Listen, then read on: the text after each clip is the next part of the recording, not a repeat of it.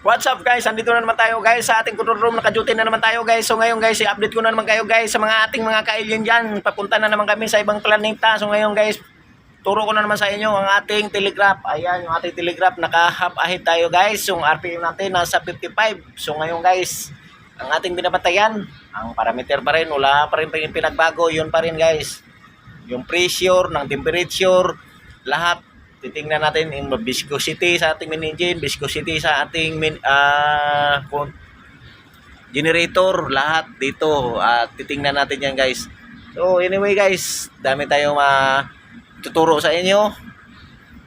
So ngayon guys, ang ating yung ETA natin, so wala pang update, wala pa yung estimated time arrival natin. So underway tayo ngayon guys. So yun yung guys. Mayroon naman kong isi-share konti sa inyo guys tungkol sa ating MGPS. Yung MGPS natin guys, yung sa ibang barko, sa ibang design ng barko, mayroon doon sa malapit doon sa switches, kasi yan siya, nandun naman talaga yan sa switches nakakonect yung ating MGPS. So ano ba yung MGPS natin guys? So yung ating MGPS, nakakonect yan sa ating doon, anode. Tapos may yan, parang transformer na bronze. Yung bronze siya. Tapos may kurente yun siya guys. Para ang purpose noon, para hindi papasok yung mga marine growth, yung mga tumutubo doon sa dagat. Alright. Pati na rin yung mga alimasag, mga alimango, isda, mga pating, hindi niya makapasok doon guys. Para hindi magbara yung ating system ng ating main engine. Alright. So yun yung guys, yung natin sa ating MGPS. So napaka-importante yung ating MGPS sa ating barko guys. Starboard saka port side yan, nakakonekta. In case kung ikakambyo yung starboard doon sa port side, so nandun, mayroon pa rin tayong MGPS doon guys. So hindi makapasok yung mga ating mga marine growth doon, mga tumutubo, mga tuyo, mga kung ano-ano doon. Dapat tutubo yun doon guys, para may libre tayong konsumo, di ba? Doon ang mga diyan, mga tahong. Napaka-importante yung tahong na yan. May tahong na alam niyo. So yun yung guys, napaka-importante yung ating MGPS sa ating barko. Alright. Although maliit lang yan siya guys, pero napaka-importante yan guys, para hindi magkaroon ng barara ang ating system ng ating barko. Alright, so dagdag kaalaman na naman tayo guys sa mga baguhan. Alright, so anyway guys, yun pa rin, naituro ko na sa inyo guys dito. Kunti na lang siguro hindi ko naituro sa inyo dito guys. So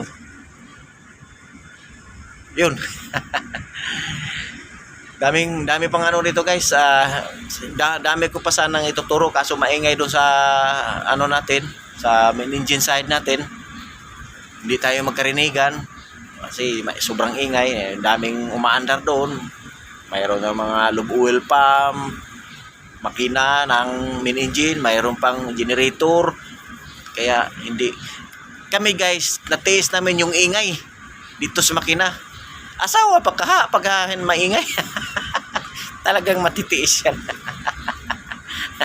Kaya guys, kung gusto yung ma-experience na ganun doon sa asawa nyo, sumampa kayo ng barko guys.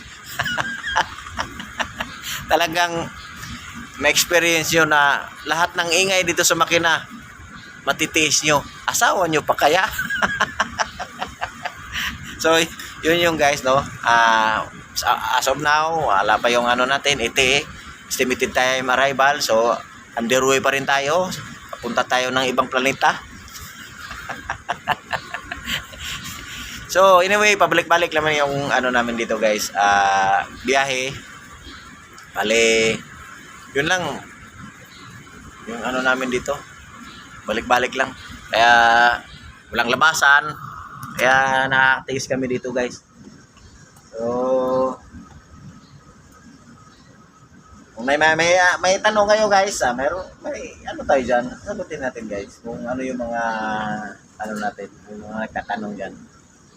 So, mga baguhan lang yon. Pero sa mga ano, mga veterano na, hindi na yung magtanong kasi alam na nila yun eh. Alam na nila yung mga pasikot-sikot dito sa ating, lalo na mga engineer. Wala na, hindi magtatanong yan. Kasi mga expert na yan, mga magagaling na yan dito. Kaya, sila guys, kita mo, hanggang sa tumanda na sila, nagbabarko pa rin. Kasi natiis nila yung ingay ng barko. Yun, di ba? So, yun guys. Kaya kung gusto ko yung ano dito, ay lalo na dito guys. Dito ikaw lang mag-isa. Diba? Sobrang lungkot, diba? Yun lang yung guys. Pero tiisin mo yung lungkot kasi alam na ngayon, tumataas na yung dollar, Kailangan mag-overtime. Mag-overtime at magkape. Hindi makumpleto ang sahod pag walang kape. So yun yung guys.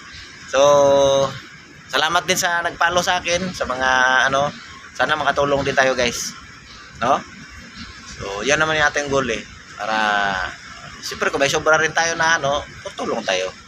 Yun lang ano natin guys. Wala naman tayong hinahangad na ano eh. Yun lang guys. So ingat sa inyo guys. Sana okay kayo ng mabuti-buti. Sana okay ang lagay. Ibuti-buti pa rin. So ingat kayo guys. Love you.